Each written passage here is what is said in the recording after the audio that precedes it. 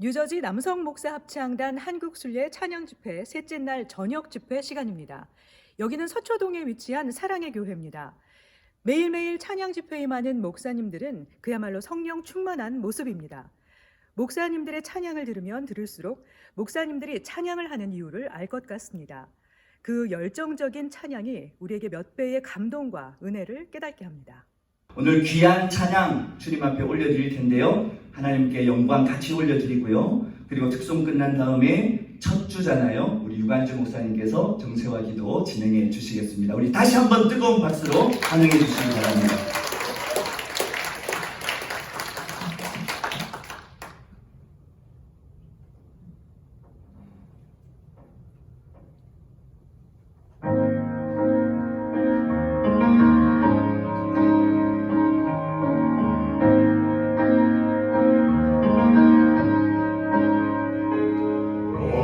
속에 내리던 내 영혼 알게 몰라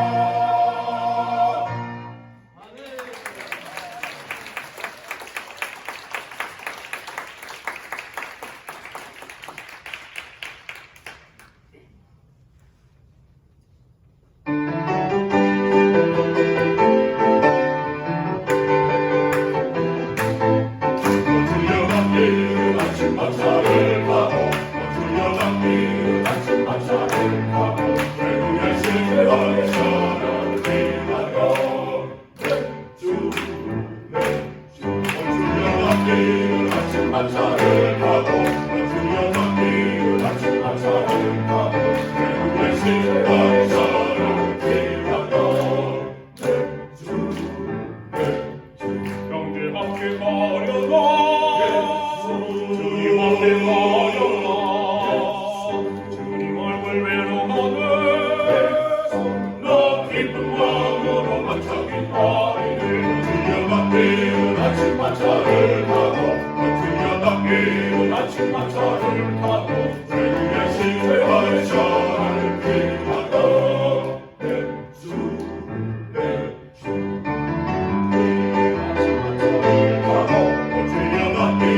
아침 마차를 타고 내눈에 신발 사랑 기다려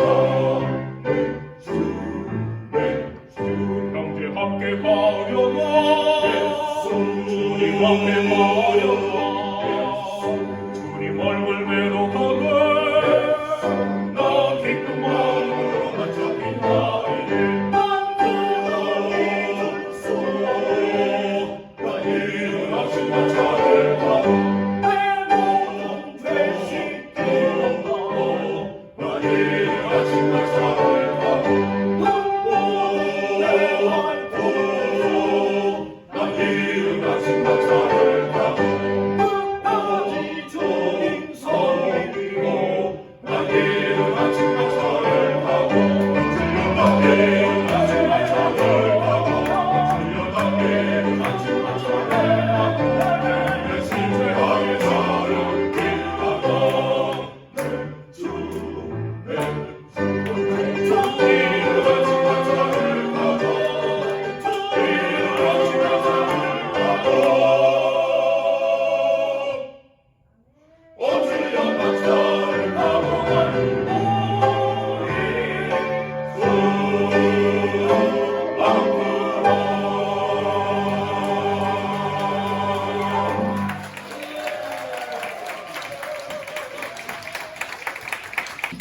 할렐루야, 반갑습니다.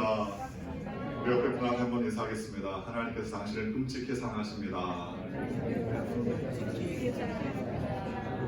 하나님께서 저와 여러분을 오늘 끔찍히 사랑하는 줄 믿으시기를 주님의 이름으로 축원합니다. 특별히 우리 뉴저지 주빌리 대표로 섬기다가 또 특별히 우리 뉴저지 남성 목사 합창단과 함께 귀한 자리 또 기도의 자리, 우리 주빌리 복음으로 통일 부국 기도를 위해서 헌신하는 귀한 자리에 와서 같이 동참하며 은혜를 나눌 수 있다는 것이 얼마나 큰 축복이겠습니까?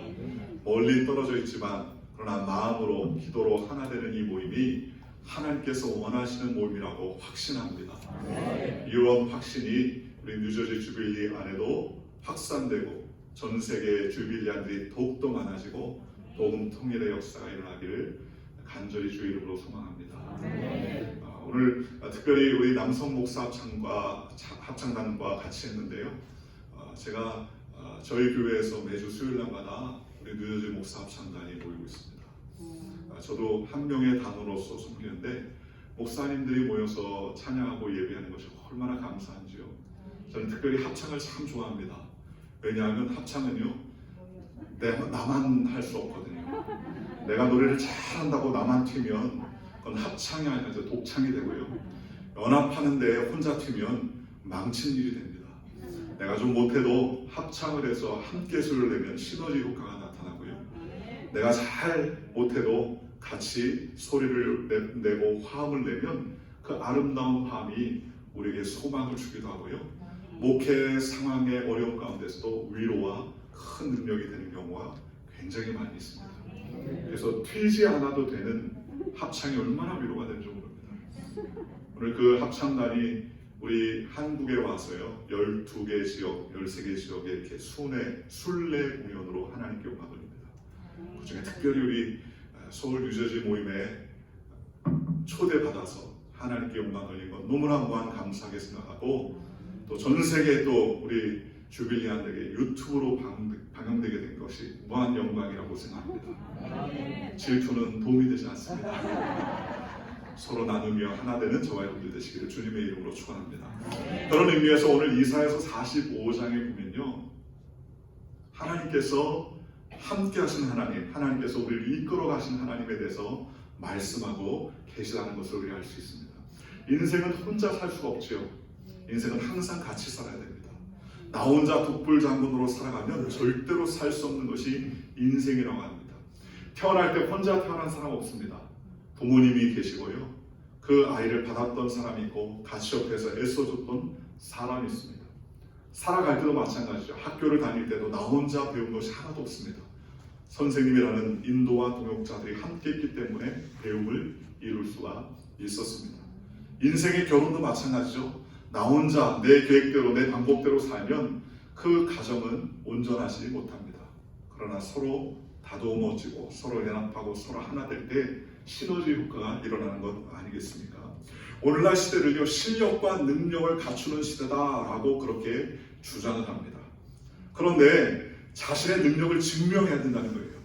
우리 목사 합창단이요, 여기 와가지고 이제 공연을 이제 순례 공연을 하러 다니는데 문제가 하나 있는 거예요.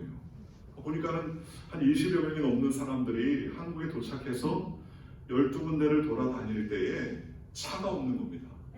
알아봤더니 차는 어떻게 구할 수 있겠더라고요. 인천공항에 내려서 15인승 미니밴을 2대를 구하든가 이렇게 하면 되겠다. 그래서 이제 어떻게 되느냐, 목사님들한테 우리 단장님이 이야기를 하면서 운전면허증, 국제 운전면허증을 준비하십시오. 그렇게 얘기해요. 그런데 이 차를 2대를 3대를 끌고 다니는 것도 쉽지 않지 않습니까? 어떤 목사님이 한국의 운전을 어떻게 하라고, 뉴저지도 힘든데 한국은 너무너무 힘든 곳이라 감당 못한다. 그런 이야기를 했어요. 그런데 참 감사한 것은요, 어떤 한 목사님이 35인승 차를 가지고서 우리가 15일까지 모든 일정이 마칠 때까지 아무런 보수나 아무런 그런 요구도 없이 무조건 헌신하겠습니다.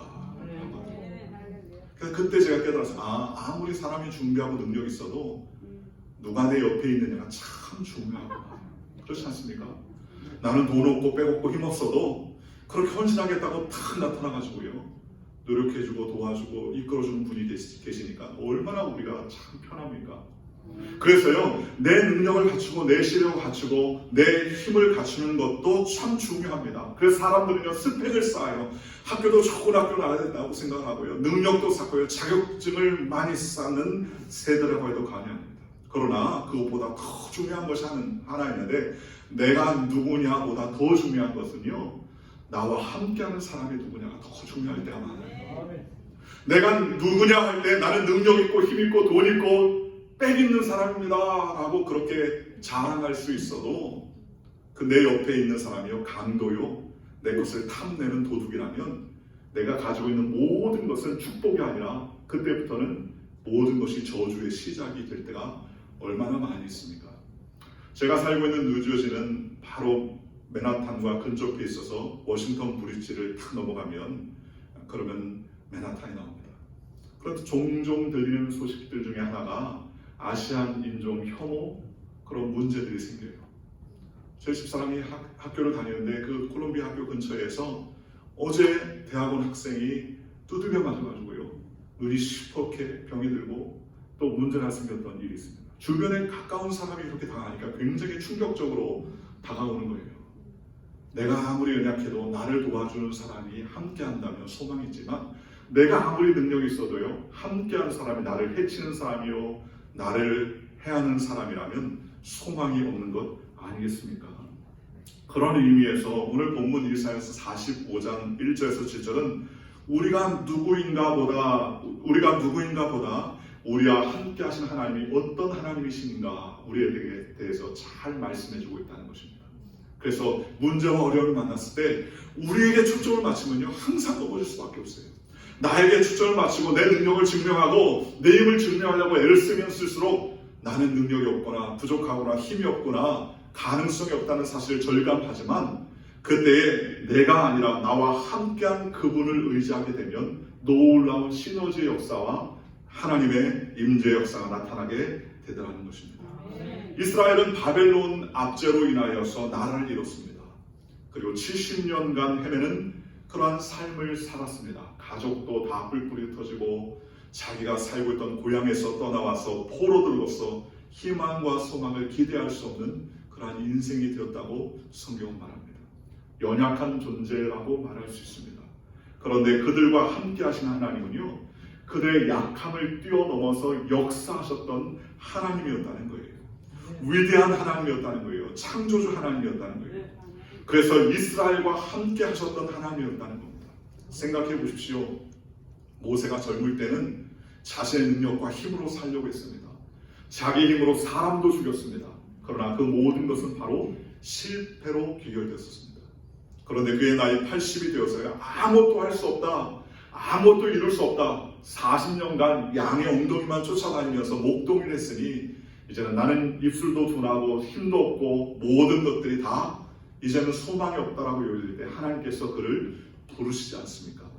그리고 입에 할 말을 넣어주고요, 그 손에 함께 해주시고, 그가 바로 앞에 가서 10가지의 재앙 가운데 하나님께서 그와 함께 하시고, 홍해수를 가를 때도 하나님께서 모세의 전능한 하나님께서 그와 함께 하시자 홍해를 갈라서 마른 땅 건너들어갈 수 있도록 하나님께서 길을 열어주셨습니다. 가나안의 축복된 땅에 들어가기 전까지 광야 40년 기간에 하나님께서 모세와 함께 하시자 반석을 쳐서 물이 나는 역사가 생기고요, 마라의 쓴물이 써서 못 먹는 그 물이 달게 되는 역사가 있게 되고, 하나님의 놀라운 기적이 일어나고, 심지어는 아론의 지팡이에 싹이 나고 잎이 나고 열매가 맺혀지는 놀라운 기적도 있었지 않았습니까? 그것은 바로 모세의 능력이 아니라 모세와 함께 하셨던 하나님이 계셨기 때문이라는 것입니다. 오늘 저와 여러분도 마찬가지입니다. 내가 누구냐보다 더 중요한 것이 바로 하나님이 우리와 함께 하시다는 사실을 기억하시기를 주님의 이름으로 축원합니다. 그런 의미에서 모든 일을 행하시는 하나님이라는 거예요. 모든 일은 야훼 하나님, 여호와 하나님께서 책임져 주신다는 것입니다. 그런 하나님은 오늘 우리에게 어떤 하나님이라고 말씀하시는지 3가지를 통해서 여러분과 함께 은혜 나누게 합니다. 첫째로 하나님은 어떤 하나님입니까? 바로 하나님은 역사를 주관하시는 하나님이라는 사실입니다. 오늘 성경 1절에 이렇게 말합니다. 고레스에게 이같이 말씀하시되 내가 그의 오른손을 붙들고 그 앞에 열국을 항복하게 하며 내가 왕들의 허리를 풀어 그 앞에 문들을 열고 성문들이 닫히지 못하게 하게 하리라. 이스라엘의 구전에 의하면요, 당시 고레스는 이스라엘에게 전해 내려오는 성경을 읽고 굉장히 놀랬다고 합니다. 왜냐하면 그가 읽었던 이 이사야는요, 무려 150년 전에 150년도 더 된 오래된 성경책이었어요. 그런데 그 성경책의 예언에 자신의 이름이 분명하게 딱 박혀있다는 것을 보고 굉장히 충격을 받았다고 합니다.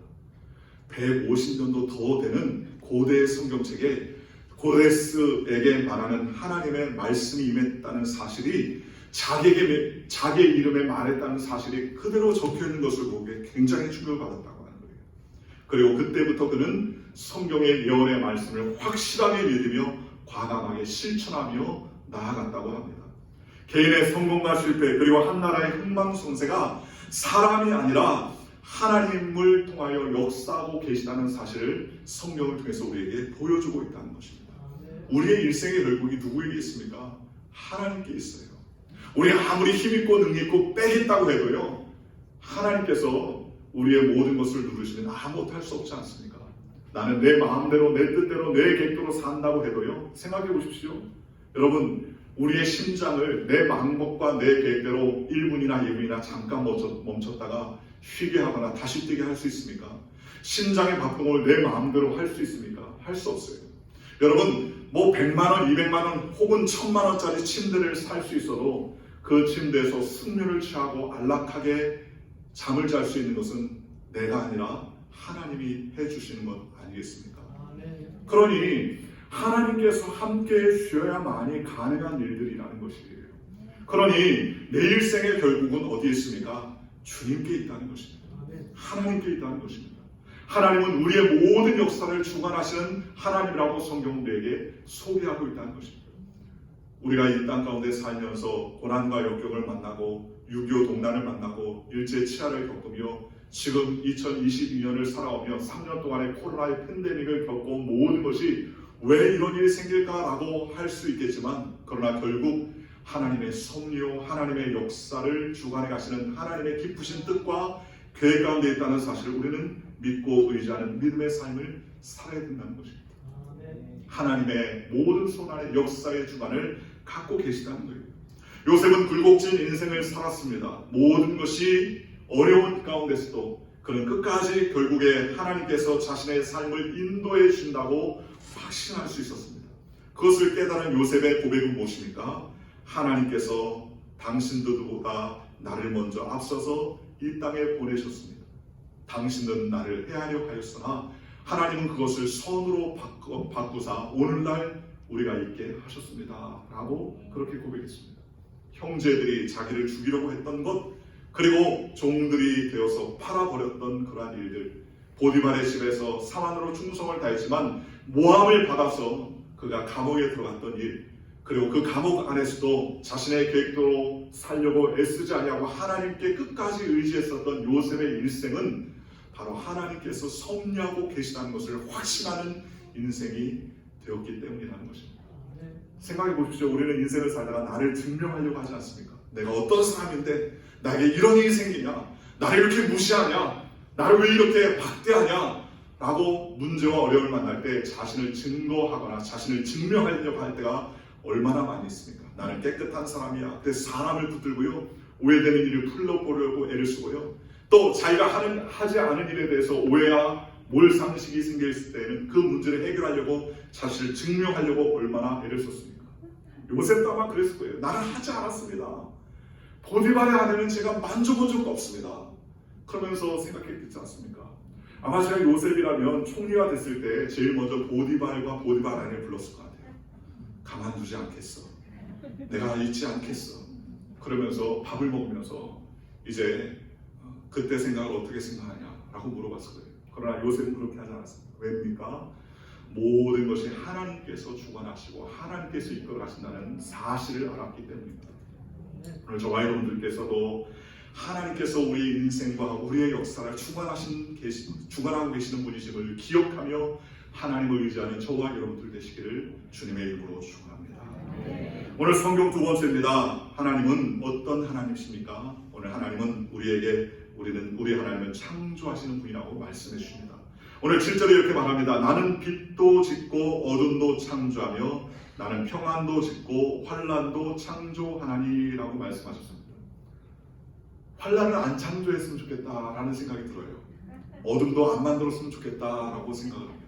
그런데 하나님은요, 빛도 만들어 주시고요, 어둠도 만들어 주셨고 평안도 만들어 주시고 환난도 창조하신다는 거예요. 빛과 어둠, 환난과 평안이 모두 다 하나님의 계획과 섭리 가운데 있다는 사실을 성경은 우리에게 말씀해 주셨다는 것입니다. 그러니 하나님은 우리에게 모든 것을 이루시는 창조의 하나님이라는 것입니다. 그러니 기도가 무엇입니까? 주님께서 기도하신 방법은요, 내가 원하는 방법과 결과가 아니라 하나님의 원대로 이루는 기도의 방법이 아니었습니까? 십자가의 고난을 감당하신 예수님께서 지금 기도하며 내게 평안을 주시고 지금 내게 불을 내려주시고 지금 안정받는 삶을 살 수 있도록 그런 목적으로 하나님께 기도한 것이 아니라, 하나님 어둠도 빛도 평안도 환난도 하나님 것이라면 내 뜻대로가 아니라 아버지의 뜻대로 이루어 주시옵소서 라고 주님 앞에 드려지는 기도를 하셨다고 성경은 말씀하셨습니다. 오늘 우리의 삶은 어떻습니까? 때때로는 빛을 만들어 주신 하나님을 찬양하고 어둠 앞에서 낙심하고 낙담할 때가 얼마나 많이 있습니까? 기뻐하며 즐거워할 때는 하나님, 여호와 하나님을 찬양하며 감사하다가 환난을 만났을 때 어째 이런 일이 하면서 낙담하고 낙담할 때가 얼마나 많이 있습니까? 그러나 좋을 때도 좋지 않을 때도 힘들 때도 괴로울 때도 즐거울 때도 울 때도 하나님은 나와 함께 하시고 나를 이끌어주는 하나님이라는 사실을 끝까지 믿고 의지하는 저와 여러분이 되시기를 주님의 이름으로 축원합니다. 오늘 성경이 이렇게 말합니다. 내게 흑암 중에 보화와 은밀한 곳에 숨은 재물을 주어 내 이름을 부르는 자가 나 야훼 이스라엘의 하나님인 줄 내가 알게 하리라. 내가 나의 종 야곱, 내가 택한 자 이스라엘을 위하여 내 이름을 불러 너는 나를 알지 못하였을지라도 내게 칭호를 주었노라 라고 말씀해 주셨습니다. 하나님을 알지 못하는 상황 가운데 우리에게 칭호와 이름을 주신 것은 바로 하나님이라는 거예요. 그러니 우리가 뭐 해야 됩니까? 창조하시는 하나님이 모든 것을 주관하시는데 주님, 내가 아니라 하나님이 하십니다. 주님 역사하여 주옵소서. 기도하는 저와 여러분이 되시기를 주님의 이름으로 축원합니다. 세 번째로 우리 하나님은 어떤 하나님이십니까? 모든 일을 행하시는 하나님이다라고 성경은 말씀해 주셨습니다. 사람이 그 걸음을 계획할지라도요, 그 걸음을 인도하시는 분은 누구십니까? 바로 하나님이라고 성경은 말씀해 주셨습니다. 예레미야가 시위대 뜰에 갇혔었던 때가 있었습니다. 예레미야 33장 1절에 이렇게 말합니다. 예레미야가 아직 시위대 뜰에 갇혀 있을 때에 여호와의 말씀이 그에게 두 번째로 임하니라. 이를 행하시는 여호와, 그것을 만들며 성취하는 여호와, 그 이름을 여호와라 하는 이가 이와 같이 이르노라. 너는 내게 부르시라. 내가 내게 응답하였고 내가 알지 못하는 크고 은밀한 일을 내게 보이리라 라고 주님은 말씀해 주셨습니다. 시위대들에 갇힌 거예요. 예레미야가 나가서 복음을 증거하고요, 이스라엘의 그런 무너졌던 제단을 다시 수축하고 하나님께로 다시 그들의 마음이 돌이키게 하고, 또 이스라엘의 귀족들과 많은 사람들이 하나님의 신앙에서, 여호와의 신앙에서 떠났던 그들을 다시 말씀으로 회복해야 되는 그때에 예레미야가 예언을 잘못했다는 이유로 그를 시대들에 집어넣지 않았습니까? 그때 예레미야는 너무너무나 답답했어요. 하나님, 내가 지금 감옥에 있어야 될 때입니까? 내가 지금 나가서 복음을 증거하고 내가 나가서 하나님의 말씀을 선포해도 지금 시원하지 않은 이때에 제가 지금 시대들에 갇혔으니 어떻게 하면 좋겠습니까? 나가게 해주세요. 이 문제를 빨리 해결해 주세요 라고 간구했을지 모르지 않겠습니까? 그런데 그때 하나님께서 예레미야에게 나타나서 두 번째 임하셨어요. 그러면서 예레미야에게 하신 말씀이 무엇입니까? 예레미야에게 이렇게 말합니다. 얘야, 이를 네가 하니 이를 내가 한다. 이거 일을 만들고 성취하는 사람이 누구니? 너니? 아니면 나니? 그 이름을 야훼라는 이가, 여호와라는 이가 이같이 이르노라. 너는 내게 부르시라. 내가 내게 응답하였고 내가 알지 못하는 크고 은밀한 일을 내게 보이리라 라고 말씀해 주셨습니다. 한마디로 말하면요, 예레미야야, 네가 일을 시작하고 네가 일을 이끌어가고 네가 일의 결론을 맺니? 아니야. 일의 시작도 내가 하고 일을 이끌어가는 것도 내가 하고 일을 마무리하는 것도 내가 하는 거야. 네가 해야 할 일이 있어. 네가 지금 시대들에서 너는 내게 부르짖어야 돼. 그러면 내가 너에게 응답하였고 내가 알지 못하는 크고 은밀한 일을 내게 보여줄 거야 라고 주님께서 말씀해 주셨다는 것입니다. 여러분 생각해 보십시오. 진짜 우리에게 문제는 무엇이 문제입니까? 진짜 문제는요, 결과와 끝을 알 수 없기 때문에 문제 아닙니까? 그렇지 않아요. 결과 끝이 알 수 없기 때문에 우리가 불안해하고 결과 끝이 알 수 없기 때문에 낙심하는 것 아니겠습니까? 문제의 결국을 우리가 미리 알고 있다면 그것은 더 이상 이제는 문제가 아니에요. 제가 예전에 한번 축구를 좋아해서 축구 경기를 본 적이 있습니다. 축구 경기를 봤는데요, 새벽에 눈을 떠서 우연히 TV를 틀었는데 축구 경기가 실시간으로 하더라고요. 우리나라하고 어떤 나라하고 대결을 하는데요, 그 새벽에 얼떨결에 일어나가지고 TV를 보는데 너무너무 간을 졸이면서 게임을 하는 겁니다. 너무너무 간을 지는 거예요. 이길 것 같은데 하다가 한 골을 먹어가지고 이제 끝났다 생각했는데 또 한 골을 넣고 비등비등 하다가 또 한 골을 먹고 2대1로 지고 있다가 다시 동점이 되고, 근데 막판에 한 골을 더 넣어 3대2로 역전을 했어요. 제가 그때 새벽에 얼마나 소리를 불렀는지 좋아가지고, 아마 주님 다시 오시는지 모를 정도로 그렇게 좋아했던 것 같아요. 그래서 신나게 하고서 막 환호를 질렀어요. 너무 기분이 좋더라고요. 그런데 그때까지만 봤으면 좋았는데 조금 더 보니까는요, 그게 재방송이었다는 걸 알게 됐어요. 재방송이었어요. 너무 허탈해지더라고요. 왜냐, 벌써 게임은 끝났는데 저는 중계방송을 보면서 막 가슴을 졸인 거예요. 너무 바보 같았습니다. 그런데 제가 그날 그 한 번만 하게 아니라 그 다음에도 낮에 또 하는 거예요. 어떤 목사님이 보니까 그 방송을 보고서 가슴을 졸이고 있더라고요. 제가 얘기했죠. 괜찮아. 다 이기게, 하나님이 다 이기게 하실 거야. 그러면서 여유를 불러주게. 어떻게 안 하는 거예요? 벌써 다 끝난 게임이라고. 자 말했더니 깜짝 놀랐어요. 여러분, 문제는요, 결과 그 과정과 끝을 알면 더 이상 문제가 아니지 않겠습니까?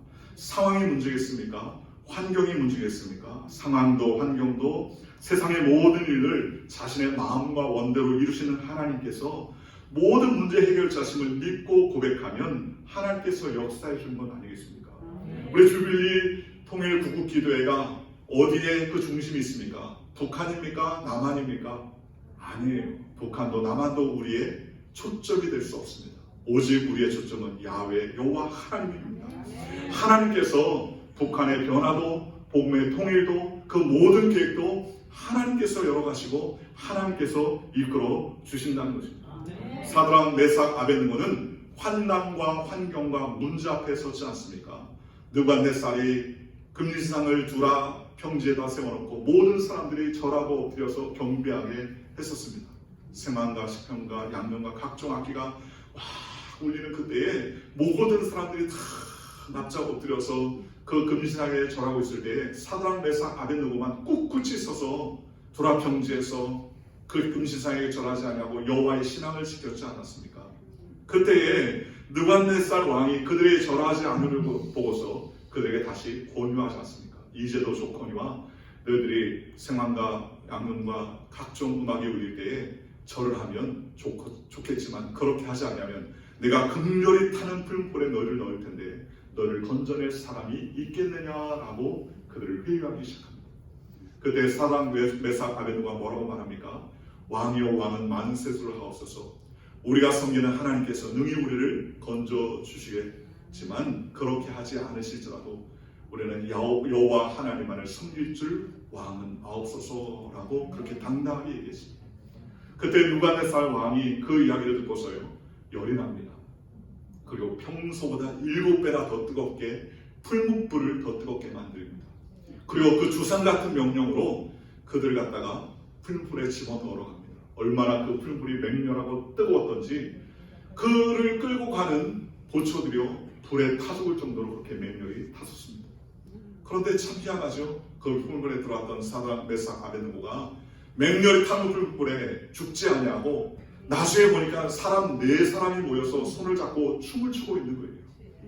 그때 느부갓네살 왕이 말하지 않습니까? 사드락 메삭 아벳느고야 너희가 살아있느냐? 진즉 너희가 살아있느냐라고 명령하자 그들이 큰 소리로 말했습니다. 우리가 섬기는 하나님께서 능히 이 풀물 가운데서 우리를 건져내 주셨습니다 라고 선포했습니다. 그들이 나와 보니까는요 의복도 타지 아니하고 머리카락도 타지 않았다고 했는데 저는 이 말씀을 읽으면서 참 귀하구나. 왜 귀하느냐? 몸은 안 탔다. 뭐 그럴 수 있잖아요. 하나님이 그 몸을 보호해 주시니까. 그런데 의복도 안 탔다는 거예요. 하나님을 의지하는 사람의 의복도 하나님께서 지켜주더라는 것입니다. 의복이 무슨 믿음이 있습니까? 의복이 무슨 생명이 있습니까? 그런데 하나님을 섬기는 사람과 함께 있는 그 의복이요 불에 타지 아니하고 온전하게 내와서 오히려 느부갓네살 왕이 하나님을 찬양하며 영광 돌렸다고 성경은 말합니다. 우리가 섬기는 하나님은 어떤 하나님이십니까? 우리의 모든 일을 행하시는 것 아니겠습니까? 그 하나님을 우리는 의지하고 섬겨야 할 하나님의 백성들이 된 것 아니겠습니까? 그러니 우리는 어떤 경우에도 하나님을 의지하고 믿음으로 나아가는 저와 여러분들 되시기를 주님의 이름으로 축원합니다. 고레스 왕에게 야훼 하나님은 이렇게 말합니다. 내가 너보다 앞서가서 험한 곳을 평탄하게 하며 논문을 쳐서 붙들며 세빗장을 꺾고 내가 내게 흑암 중에 보아 은밀한 곳에 숨은 재물을 주어 내 이름을 부르는 자가 나 야훼 이스라엘 하나님인 줄 내가 알게 하리라. 나 야훼라 나는 여호와라 다른 신이 없느니라라고 말씀했습니다. 제가 옛날에 군대에 있을 때에 군종병으로 있었던 적이 있습니다. 군종병으로서 군대 근무를 하게 됐는데요. 근데 군대 부대 안에 대대장님이 예수를 잘 믿는 분이셨어요. 주일날 집합하면 다 정신교육관에 모여서 예배를 드렸습니다. 그때만 해도 얼마나 군종이 쉬운 건지요. 그냥 대대장님이 집합하면 모든 작전 참모부터 시작해서 죄다 병사들까지 심지어 방위병까지 다 모여서 주일날 예배를 드렸습니다. 제가 군종병으로서 참 쉽다 일이라고 느꼈는데 그분이 한 6개월 돼서 다른 곳으로 전근을 하시게 됐어요. 다른 곳으로 이제 이동을 하시게 됐어요. 그래서 새로운 대대장님 오셨는데 그분은 믿지 않는 대대장님 오셨어요. 근데 믿지 않는 대대장 오시니까요 그 밑에 참모들과 그 병사들이 언제 그랬는지 주일날 축구를 시작하는 거예요. 아침 먹고 전반전, 점심 먹고 후반전, 저녁 먹고 연장전을 하더라고요. 저 혼자 예배를 드리는데 아무도 오지 않습니다. 그래서 예수를 복음을 전해야 되겠다 생각하고 복음을 전하고 애를 쓰는데도 예수 믿는다는 일 때문에 핍박이 점점 심해지는 거예요. 얼마나 핍박이 심해지는지 저한테 그런 얘기를 하는 거예요. 야, 예수를 믿는 것이 중요한 게 아니라 내용 관장님은 예수님과 동기동창생이고 마리아의 기둥서방이야. 그렇게 얘기를 하는 거예요. 굉장히 충격을 받았습니다. 예수를 증거해도 믿지 않고 예수를 증거해도 그 마음 가운데 믿음이 없는 거예요. 그런데 문제는 제게 생겼습니다. 어떤 일이 생겼냐면 그렇게 핍박받고 고난을 받으니까 문제가 생기는데 야, 진짜 내가 섬기는 하나님이 살아계신가? 진짜 예수님이 무리를 걸을 수 있으셨던 분이었던가? 진짜 예수님이 남자를 거치지 아니하고 여자의 몸에서 태어날 수 있던 분이셨던가? 라는 의심이 마음속에 조금씩 싹이 트더라고요. 그 싹이 트는데 그 싹을 막지 않으니까 마음속에 의심이 점점 자라나기 시작하면서 그래, 조수간만에 차가 있었으니까 예수님이 그 돌짝밭을 살짝 걸으니까 물이 찰랑찰랑 치니까 멀리서 볼 때는 우리를 거는 것 같아 보였겠지. 그런 생각이 자꾸 드는 거예요. 그 물을 던져라 그랬는데 어쩌다가 그 물이 걸렸지, 애들이 걸렸겠지. 그런 생각이 드는 거예요. 그러면서 고참들에게 괴롭힘을 당하니까 막 믿음이 떨어지는 거예요. 의심이 들기 시작하고요. 내가 가지고 있던 신앙에 대한 의심이 많이 들었습니다. 그런데도 불구하고 제가 성실한 편이라서 새벽에 초소를 방문해가지고 커피를 따라주고 코카를 따라주면서 복음을 전했던 기억이 납니다. 그것은 해야 된다는 생각이었어요. 그런데 제 의심병을 해결해 주시는 것은 바로 하나님 말씀이었습니다. 제가 오늘날 초소에 가가지고 아무거나 탁 열어가지고요.